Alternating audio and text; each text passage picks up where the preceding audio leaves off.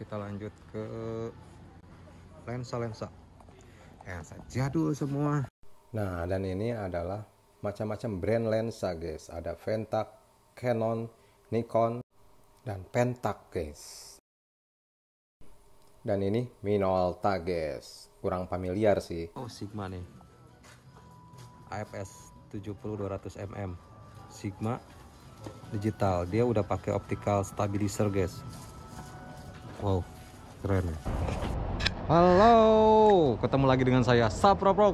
Assalamualaikum warahmatullahi wabarakatuh. Guys, pada hari ini kita mau ngajak lagi teman-teman nih buat cari-cari perbandingan harga. Ya, kita pengen tahu nih harga-harga kamera guys. Kamera mirrorless DSLR yang kita tahu. Kita mau OTW ke sebuah tempat toko bekas kamera guys. Jadi kamera apa ya? Ya yang worth it ya di tahun ini ya, masih worth it, masih bisa dipakai dan masih update ya buat para youtuber pembuat konten kreator outdoor, vlogging misalkan ya. Mungkin kalian biasanya pakai HP tapi kualitasnya masih belum bagus atau ya masih kurang ya, menurut kita kurang. Jadi ya mungkin mau nggak mau akhirnya ngambil jalan yang paling terbaik. Kalau buat bikin konten outdoor itu memang ya spesial lah kamera ya, mau DSLR mau mirrorless. Tapi menurut saya yang worth it itu ya mirrorless ya, lebih ringan di bawahnya. Ya gitu, lebih kecil ya, lebih enak di bawahnya. Nah, kita mau ngajak teman-teman hari ini ke sebuah toko kamera bekas guys. Ya termasuk saya itu untuk di wilayah Jepang Tengah ini, Gifu itu kamera toko. Ada satu toko kamera yang menurut saya lumayan komplit lah. Banyak yang harus kita pilih, banyak yang bisa dipilihnya guys. Jadi untuk perbandingan aja sih, nggak tahu, kita review aja, kita lihat-lihat aja untuk teman-teman aja sih, nambah wawasan tentang harga ya. Tentang harga di Jepang itu ya, orang-orang pada taunya wah kamera di Jepang itu pabrikannya murah dong. Nah, pengen tahu jawabannya murah apa enggak sih? Kita perbandingin kursnya dari nilai yen ke rupiah nanti di toko. Sekiranya memang itu masuk harganya, it's okay, murah berarti ya. Tapi biasanya saya kalau membandingin harga, saya sambil pegang HP buka aplikasi yang di Jepang kayak Yahoo Japan, Amazon misalkan. Yahoo Jepang kan rata-rata dia menjual barang bekasnya aja ya. Jadi paling saya sambil buka di toko, misalkan saya cek lagi di toko harga sekian ratus ribu atau sekian ribu yen harganya. Kita langsung buka di Yahoo Japan, harga bekasnya berapa, harga di lelangannya, atau harga yang udah permanen di angka merah, harga merah ya. Nah itu ada di bawah itu enggak gitu kan ya.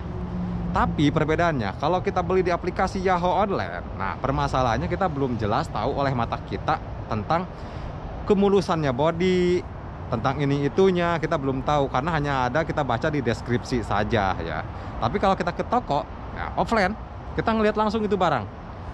Nah, keadaannya seperti apa, berapa persen kondisinya, nah kan kita tahu langsung. Makanya saya lebih baik bawa ke toko dulu offline. Kalau saya bikin konten outdoor ya, vlog kayak gini, gampang-gampang aja. Kalau di indoor saya tinggal buka aplikasi perbandingan harganya ya. Tapi saya pengen tahu langsung ke lapangan guys. Kita turun langsung ke lapangan, harga bekas di tahun 2022 ini, harga bekas kamera yang worth it buat para youtuber atau pecinta fotografi, berapa sih harganya guys. Nah kalau misalkan murah, oke, saya bilang murah. Nah, tapi saya yang ada kelebihannya di Jepang ya, kita beli barang kamera, selama saya beli kamera udah beberapa body ya kamera di Jepang, berapa gear yang udah saya beli, berapa puluh lensa yang udah saya beli, setidaknya tidak mengecewakan guys ya, tidak mengecewakan. Kualitasnya masih mutakhir, kualitasnya masih oke buat dipakai. Jadi ya untuk beli barang di Jepang lumayan lah menurut saya, nggak pernah ketipu saya. Lumayan bagus dan harganya ya ada di harga pasar Indonesia guys, biasanya gitu. Oke, nggak usah lama-lama, kita capcus aja ya, karena saya di luar dingin nih buat opening. Jadi saya langsung berangkat aja ke tokonya, OTW guys sekarang, yuk capcus.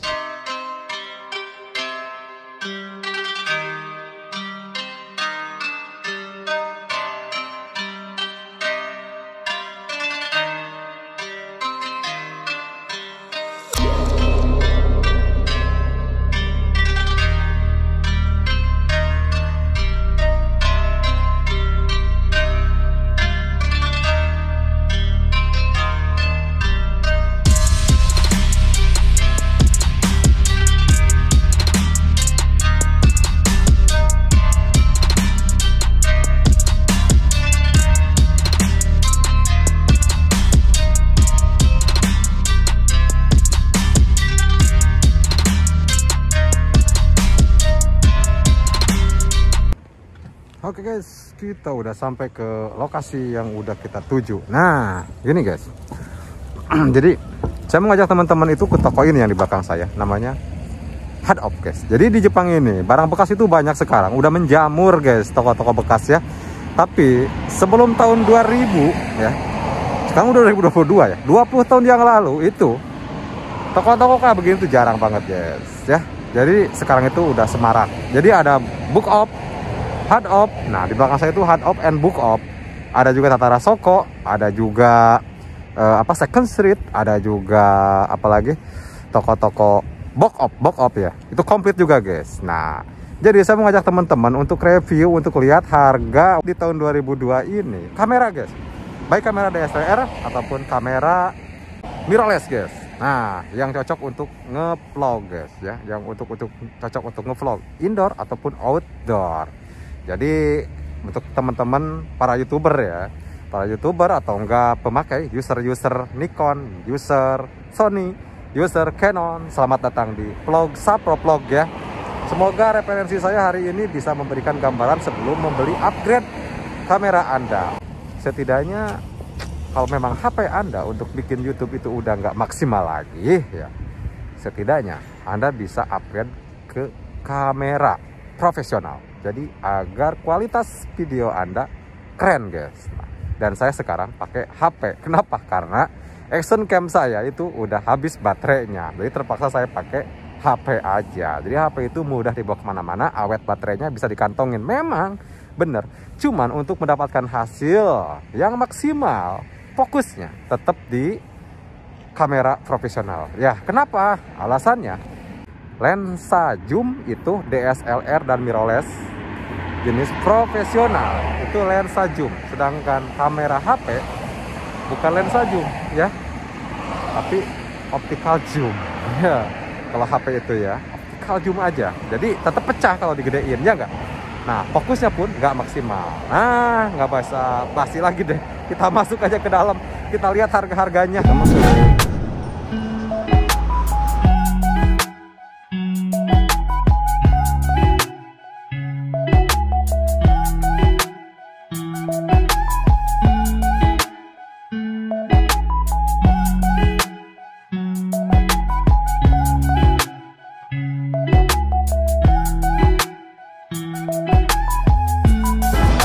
Kita cari-cari dulu.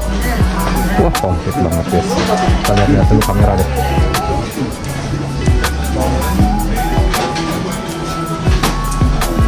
Ini dia.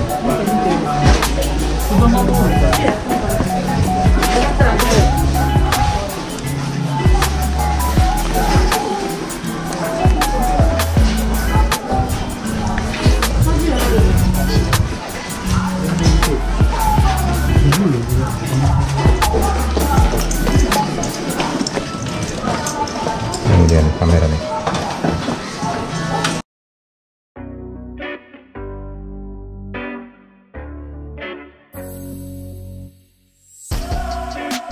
Oke nih, review yang pertama kita ke Sony A350 kita nemu di sini nih.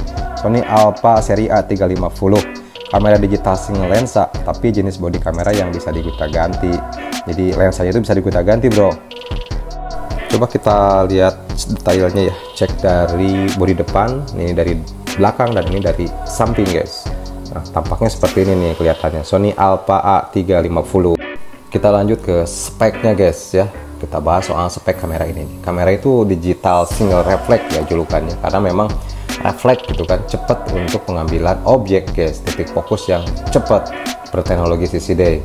Kameranya ini, kamera Sony ini dulu tuh dirilis tahun 2008, bro. Ini cukup tua ya, tahun 2008. Sensor kamera 14,2 megapiksel, titik fokus 9 titik, kecepatan pengambilan gambar 2,5 frame per detik. Berat bodinya cuma 500 gram lebih. Nggak berat ya kalau untuk dibawa kemana-mana juga sih. Baterai 7,2 volt aja, sama dengan 1650 mAh. Ada image stabilization, udah ada fitur live mode. Nah, sudah ada LCD full screen digital, ISO maksimal 3200. Menurut saya sih kamera ini masih layak lah untuk digondol oleh seorang fotografer ya. Dan memang ini kamera ini lensanya itu yang cocok itu Minolta guys, pakai rata-rata ya, saya lihat itu rata-rata pakai lensa Minolta. Kalau nggak Minolta, Konica, jadi jenis lensa Konica nih, masuk satu set dengan ini ya. Dan saya masih aneh, di Jepang ini masih banyak guys kita temukan di pasar-pasar loaknya, kalau nggak di pasar online Jepang ya, Hojapan gitu, masih banyak kok Sony ini.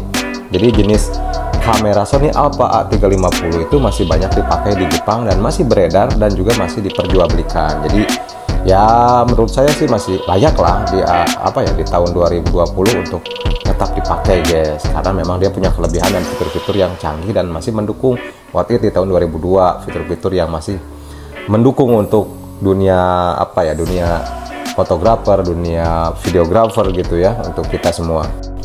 Baik, sekarang kita cek harga di tahun 2002. Jadi baik harga dari Jepang ataupun harga dari Indonesia ya, kita samain nih, kita bandingin nih harga di online Jepang dan harga online di Indonesia guys.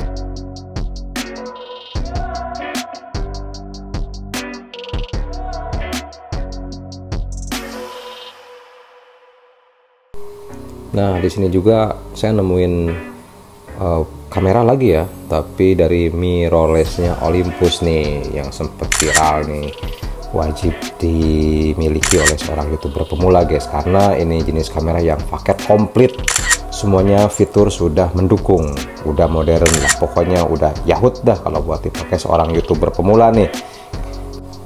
Bukan untuk YouTuber pemula aja sih, ini kamera itu memang wah yahut lah pokoknya kalau menurut saya. Banyak yang pakai di belahan Eropa sana itu dari seorang YouTuber yang profesional, fotografer profesional. Mereka itu memiliki jenis kamera ini karena kamera ini itu udah sangat komplit guys. Yuk kita simak aja dulu nih, saya jelasin nih detailnya, spesifikasinya ya, yang jelasnya spesifikasi kamera ini guys. Mirrorless Olympus ini tipenya itu yang di seri pasaran ya, OM-DEM10 Max 3 ya. Model klasik modern, wah keren banget deh. Ini cukup klasik tapi tetap modern guys. Kamera ini tuh dirilis tuh tahun 2017, cukup berarti sudah hampir 5 tahun ya. Nah, kamera ini keluarnya ya, karena dirilisnya tahun 2017 guys. Spek paket komplit lah pokoknya di kamera ini, dengan harga terjangkau guys dibanding brand yang lainnya tuh. Wah, brand-brand saingannya itu wah udah di atas itu 2 kali lipat harganya bro. Jenis mirrorless Olympus ini sudah multifungsi guys, foto dan video. Jadi yang sudah lengkap lah pokoknya, maksimal menurut gue sih. Spek kamera mirrorless ini layar sudah flip guys, sudah flip, bisa buat selfie atau bikin video sendiri bro, tanpa ada asisten dari videographer gitu, kalau kita lagi bikin konten di outdoor gitu ya. Nah, gear mirrorless ini udah ditanam guys 5 axis gitu, 5 axis image stabilization yang membantu kita mendapatkan hasil video atau foto tetap fokus walaupun tanpa menggunakan tripod atau gimbal, karena memang dirancang jenis kamera untuk trapping guys. Jadi kita nggak repot-repot bawa tripod ataupun gimbal, tapi dapat kualitas tetap baik. Makanya terkenal kamera ini itu si kamera anti blur guys. Iya, kamera anti blur. Jadi sempat pada tahu tuh nih kamera anti blur. Nah, kalau teman-teman gue di sini sih bilang kamera anti blur nih memang nggak terkenal. Untuk di Indonesia itu fotografer ya, videografer memang jarang ya yang pakai produk dari mirrorless ini ya, mirrorless Olympus ya. Tapi kalau di Jepang banyak kok yang pakai. Saya sering lihat kalau lagi jalan-jalan, lagi traveling ya di sini masih banyak yang pakai. Ya terlihat profesional lah mereka gitu ya. Dan bodi kamera ini tuh nggak berat bro. Bodi kamera ini tuh cuman 300 kalau nggak salah 362 gram ya. 362 gram itu ringan lah, setengah kilo kurang ya. Nah itu tanpa lensa tapi ya, body only aja. Jadi kamera Olympus M10 ini udah support WiFi guys, udah support WiFi mau ke Android dan iOS. Jadi kita kalau mau transfer data file itu mudah kan gitu kan, cuman download aplikasinya aja ya. Jadi mau ke Android mau ke iOS oke deh pokoknya outputnya. Output wirelessnya WiFi guys, jadi nggak ribet ya.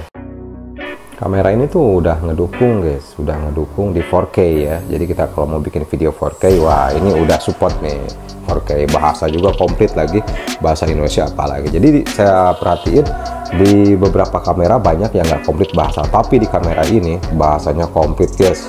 Kita bisa ngambil pilihan bahasa banyak di sini. termasuk Indonesia ada gitu ya. Tipe file juga bisa JPEG ataupun RAW. Terus ISO-nya kalau di settingan manual nih 200 sampai 25.600 settingan manual. Kalau customnya 100 sampai 6.400 bro. Jadi wah lebih yahut lah kalau kita shoot di malam hari ya. Tapi kalau soal anti noise nya ya mungkin noise terlalu over ya kita yang setting ya supaya nggak terlalu noise gitu. Dukungan memorinya bisa pakai tipe SDHC, SDXC gitu, UHS-1, UHS-2 gitu, atau juga bisa pakai EVCAT gitu. Jadi vokal yang setting manualnya dari 1 mm sampai 1000 mm. Jadi kita bisa pakai jenis lensa lain yang ya kapasitas telezoomnya itu jauh, cuman mungkin pakai adapter lagi ya, mounting adapternya. Jenis mirrorless ini ada viewfindernya loh, beda dengan yang lain. Kalau ini sih kalau di Canon itu kalau nggak salah Kiss M guys. Kalau Kiss M itu kan udah ada viewfindernya ya. Kalau nggak apalagi ya kalau Indonesia ya, kalau di Jepang ini Kiss M ya ada viewfindernya. Nah ini ada viewfindernya juga nih yang mirrorless ini. Jadi mantap bro, bisa bidiknya lewat viewfinder atau enggak lewat live view gitu ya. Dan terutama focusing pointnya itu ya, poin fokusnya itu 121 poin titik fokus guys, gila objek bidik ya.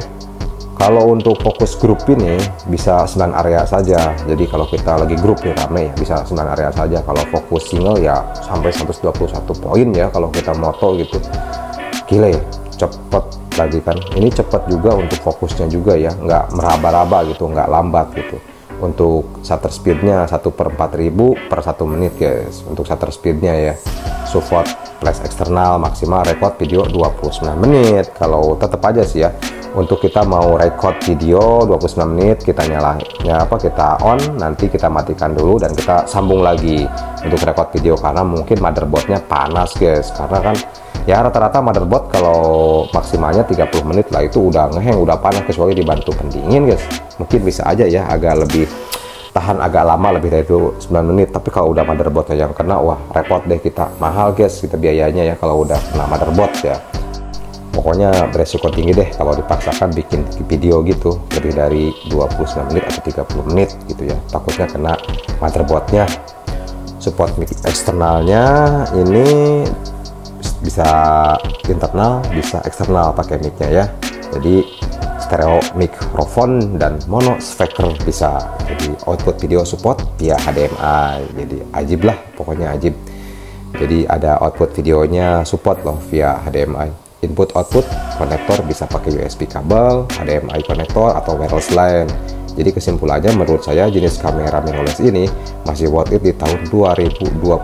Semua fitur yang dibutuhkan oleh para konten kreator YouTuber guys, atau pecinta dunia fotografi dan yang suka traveling keliling-keliling Nusantara gitu, jenis kamera ini mendukung semuanya untuk digunakan di indoor atau outdoor. Jadi mendukung deh untuk semuanya, dan udah simple lagi kan, kita bisa masuk kantong guys, jadi nggak ribet-ribet guys. Jadi kita ya tinggal pikir-pikir deh, silahkan yang punya uang cukup dan harganya nggak mahal-mahal banget.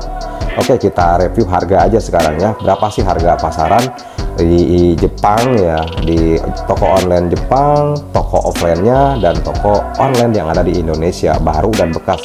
Coba cek ya, kita cek harga.